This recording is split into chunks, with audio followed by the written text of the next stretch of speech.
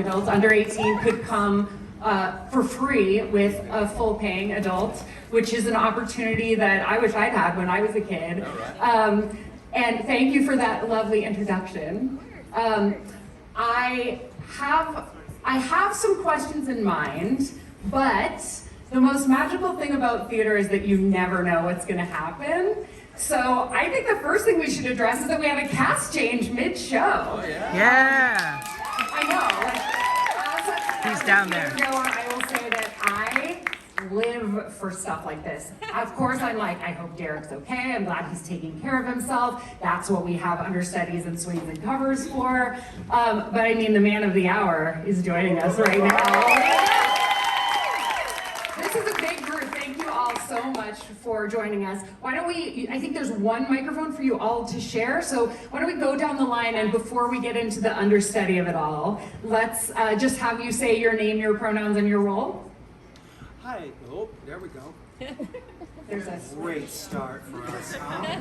Hi everybody, I'm Gabe Martinez, he, him, his, and I'm Santiago. My name's David, he, him, his, and I play Duke.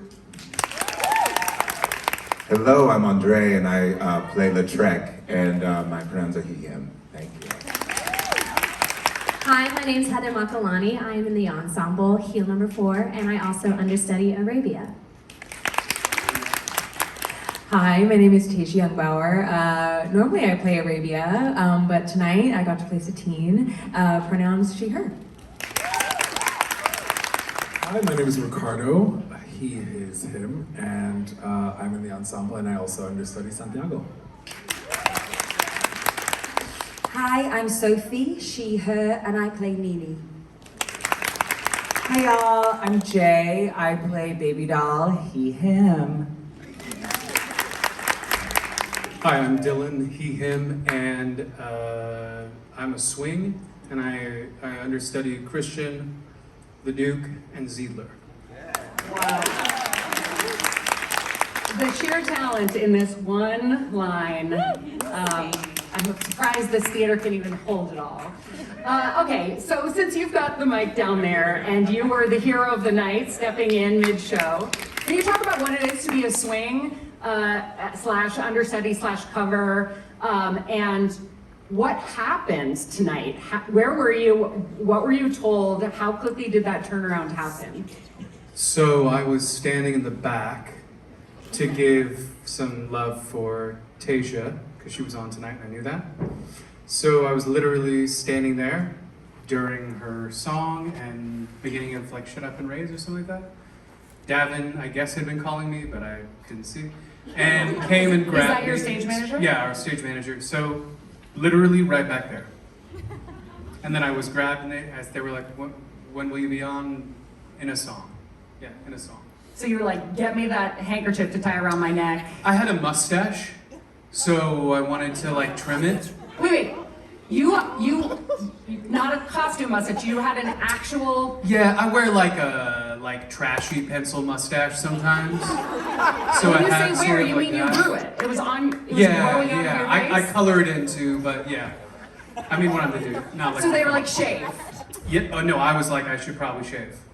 They were like, go on stage. And I was like, cool. Yeah, so that was that. And sorry, so how it works, when there's an emergency during the show, that sometimes happens.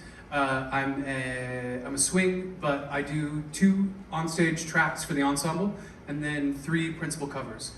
In terms of how that works for me in like context of life, I grew up doing rep theater where I would do 5 shows in a season, 3 leads, 2 like chorus things. So it really feels very little difference between doing like a Shakespeare rep and doing this. It's just I'm doing 5 roles in one show instead of 5 and 5. Swings are the superheroes of Broadway. And anytime you come into a theater and you find a little white slip in your playbill, to me that is theater's biggest gift, because you're about to go on and see something that maybe no one's ever has seen, a combination nobody's ever had. The energy is different. Everyone's listening to each other a little more carefully. Like, never let that turn you away. That is a gift.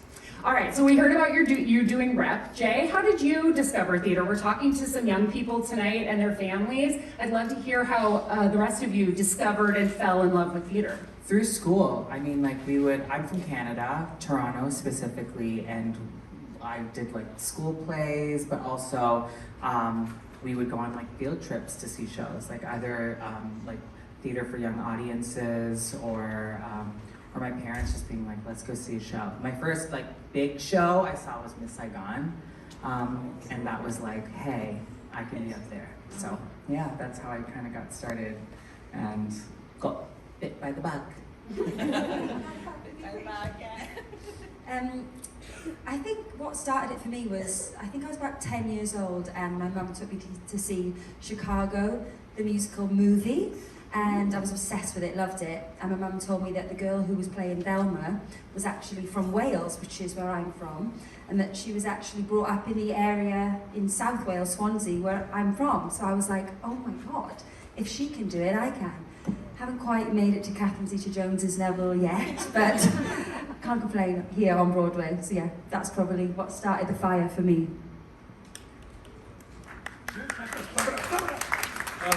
I think my first introduction to theater was actually, I guess, via movies. My mom specifically, I have no recollection of this, but my mom specifically has remembers me being in the living room with a chair, watching the movie White Nights with Gregory Hines and Baryshnikov, and me doing the hangman's dance, and basically just imitating and whatever I saw on the TV screen. Do you still know it? And should we put a chair up there?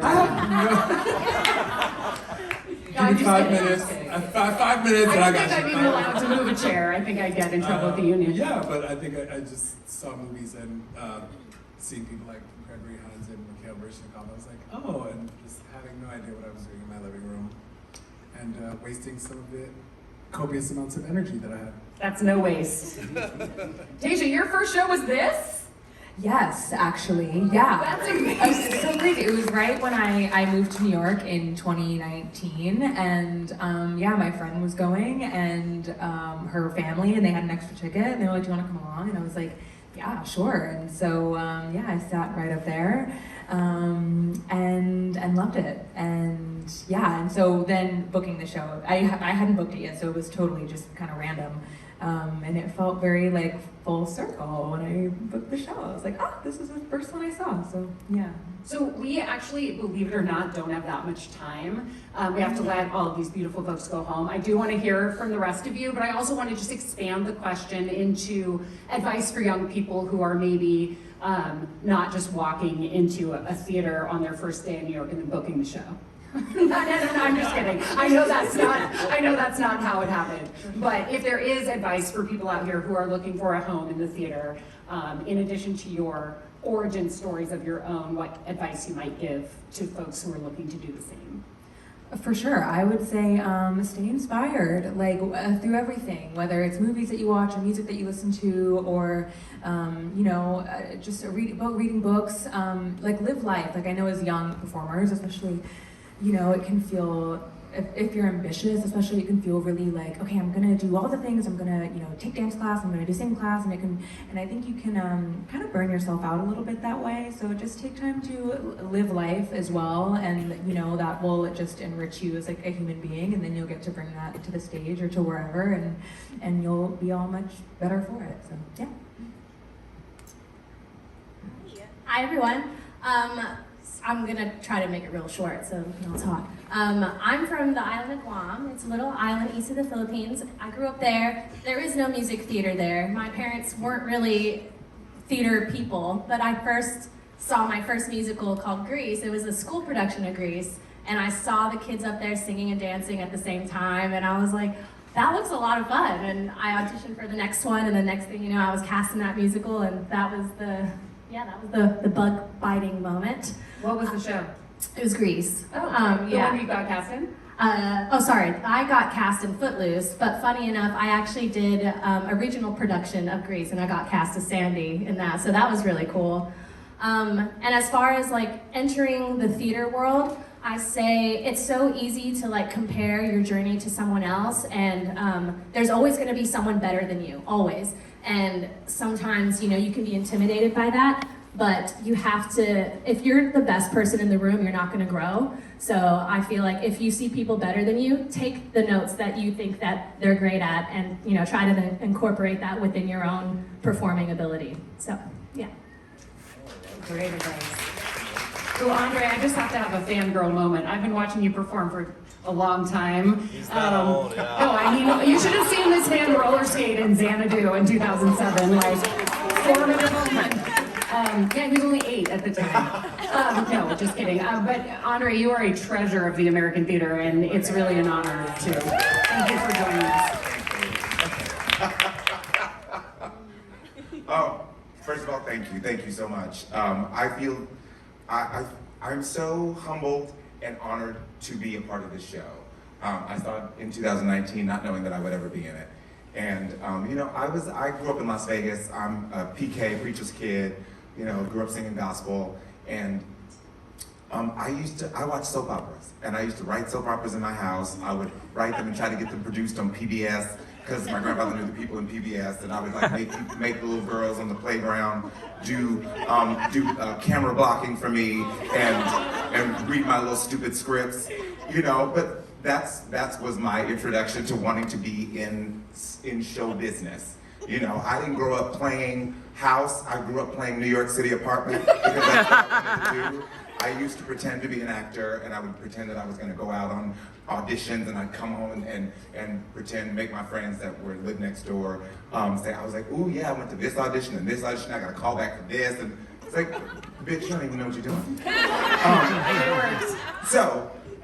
But I always knew I wanted to do this, and the best advice I was ever given, and you've heard this story a million times, but I was doing Rock of Ages on Broadway, and I was hemming and hawing about some audition I had, and I was like having everybody read with me, all left and right. And the woman playing Mama said to me, she's like, Andre, come here. I said, okay. She said, have you done your work? I said, yeah. Are you prepared? Yeah, I am. She goes, wonderful. So go in there, and if that is your job, there is nothing you can do wrong. And if that is not your job, there is nothing you can do right. So go in, do your job, be prepared, and let it go.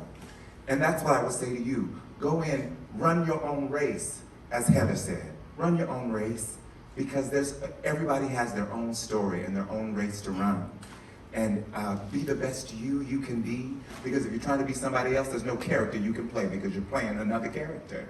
So be your own self so you can play the character you were meant to be. All right, that's all I got to say. Thank you so much. I grew up in Australia in a very rural country town. Musical theatre was not the thing, but at I think about 14, I went with our school group to a show that came to town, and it was Cats. And I was amazed that performers were coming over the seats at the top of the show dressed in leotards with full face makeup with cats and stuff, and I was like, people do this for a living? You can get paid for this? Sign me up. And my advice on the back of Andre is, you are unique. Know your spice. Like, no one will have the same spice as you. Don't try and be somebody else, because you're never going to be that person, and no one can be you either. So know what you have to offer. If someone's picking up what you're putting down, they'll buy it. But know what your spice is and enjoy that and celebrate that, and add your flavor to the audition room, add your flavor to the character. And some people will love it, some people won't love it, and won't buy it. But and the other thing is to analyze everything you watch. If you come and seeing a show or seeing a movie or whatever, work out, why did I enjoy it? Why did I not enjoy it? What performance moved me? Why did they move me? And hone those, and then take and steal some of those things to hone into your own spice. My parents took me to see Anything Goes at Wayne Hills High School when I was 3 years old, and I stood up on the chair and cheered when they sang Blow Gabriel Blow, because I thought they were singing about and to me. And I cried at intermission because I thought it was over and would not be consoled until the second act started. And that was 33 years ago. And this is my Broadway debut. So hang in there. Yeah, hang in there. Starting young. you to everyone. I wish that we could stay and talk all night. Next time, wear your pajamas. We're all having a slumber party. Just in closing, I want to say, and Jeigh and I have talked about this a little bit, like to me, the heart and soul of Moulin Rouge, the show, and Moulin Rouge, the story, is about finding your chosen family. There are a lot of people represented in this, in the show, and I'm guessing in the cast as well, who have felt like they were othered at some point, who didn't quite know where they belong. And for a lot of us, myself included, theater became that place where we found our home and our chosen family. And getting to know the folks on this stage, the others who weren't able to join us tonight, and even a lot of folks that I've met in audiences, theater really may be where you find your chosen family. So young or old, I'm glad you're with us tonight, and here's to many, many more years of theater going. Thanks for coming. You're all released.